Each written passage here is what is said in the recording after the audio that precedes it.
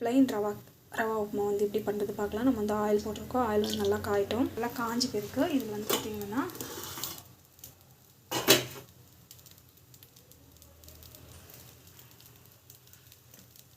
கடுகு,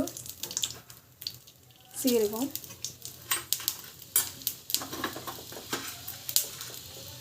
கடலைப்பருப்பு,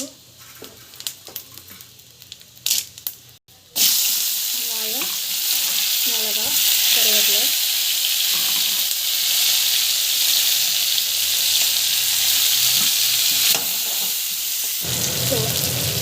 பெருங்காயம், சோப்பு, கல் போட்டு நல்லா வந்து வதக்கிக்கோங்க. ரவை வந்து ஆட் பண்ணுறோம்.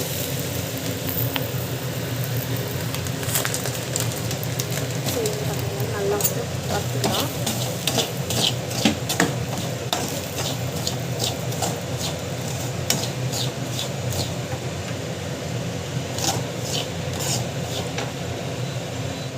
ஸோ இது வந்து பார்த்தீங்கன்னா நல்லா வறுத்து வச்சுக்கணும்.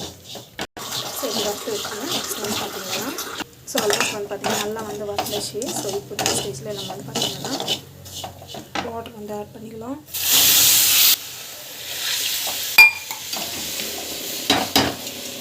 ஸோ 1/3 வந்து ஆட் பண்ணுறேன். ஸோ அவ்வளோதான் நம்மளுக்கு வந்து பார்த்திங்கன்னா.